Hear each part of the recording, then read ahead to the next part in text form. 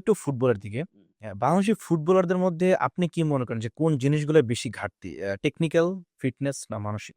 বাংলাদেশের ফুটবলের জন্য সবচেয়ে বড় যে প্রবলেম সেটা হলো গিয়ে ডিসিপ্লিন, ধৈর্য, শারীরিক ফিটনেস। এই যে আমি আপনাকে এক্সাম্পল দিছি যে আমার বাবার ধৈর্য নাই, আমার চাচার ধৈর্য নাই, আমার ভাইয়ের ধৈর্য নাই। একটা ফুটবল স্পোর্টসম্যানের আমার জানা মতো দেখা পৃথিবীতে যদি কোনো সবচেয়ে কঠিন কোনো ক্যারিয়ার থেকে থাকে, এটা হলো গিয়ে একটা স্পোর্টসম্যানের ক্যারিয়ার। সে রাত্রে প্রপার টাইমে ঘুমানো লাগে।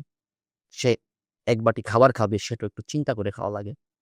ফ্রেন্ডদের সাথে আড্ডা মারবে, কালকে প্র্যাকটিস আছে, পরের সপ্তাহ ম্যাচ আছে, পরের সপ্তাহ ওয়ার্ল্ড ট্যুর আছে। আমার স্পোর্টসম্যানের অ্যাসেট কি? তার শরীর। তা আজকে বাংলাদেশে দেখেন যে একটা স্পোর্টসম্যান ডেভেলপ করার জন্য যে পরিমাণ তার ভালো প্রপার ফুড দরকার বাংলাদেশে, সেই পরিমাণ ফুড নাই। মানে ঘুরে ফিরে সেই এগ্রিকালচার এবং প্রোটিনের কথাটাই কিন্তু আসতেছে। 100% আমি ওই জায়গাতেই আসবো যে একটা বাংলাদেশে যারা ফুটবল প্র্যাকটিস করে খাবারের পরে কি দেই? একটা রুটি দেই বা একটা কলা দেই। বাংলাদেশে একটা কথা ক্যালসিয়াম মানেই কলা, ক্যালসিয়াম মানেই কলা। তো ভাই হাজারো সোর্সিং এ ক্যালসিয়ামের সোর্সিং আছে। শুধু কলা না। এই রুটি, কলা এগুলা আসলে মনে করেন যে এক্সট্রা কোনো কিছু, ইম্পোর্টেন্ট কোনো কিছু না। আর ইম্পোর্টেন্ট কোনো কিছু বাংলাদেশে দিতে পারবে না। না কোনো একাডেমি দিতে পারবে, না কোনো বাবা তার ছেলেকে দিতে পারবে। কারণ এগুলা ভেরি কস্টলি, ভেরি কস্টলি। একটা স্পোর্টসম্যানের সকালবেলা ফার্স্ট ক্লাস খাবার দরকার, দুপুরবেলা খাবার দরকার, রাত্রে খাবার দরকার। আমরা কি খাই? পোলাপান ফুটবল খেলতে যাই। ভাত, মাংস, মাংস তো খাই না। যারা গরিব পোলাপান এগুলো তো মাংস তো চিন্তাই করতে পারে না।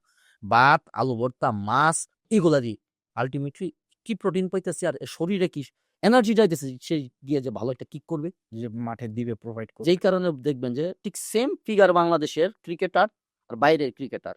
6 মারে বাংলাদেশের ক্রিকেটার লাইনের কাছে গিয়ে ক্যাচ ওঠে।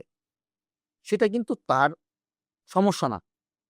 সে ভালো শট খেলছে, স্মার্ট শট খেলছে, টাইমিং ঠিক আছে, কিন্তু বাউন্ডারি পাস হয় না। বাউন্ডারি পাস হয় না।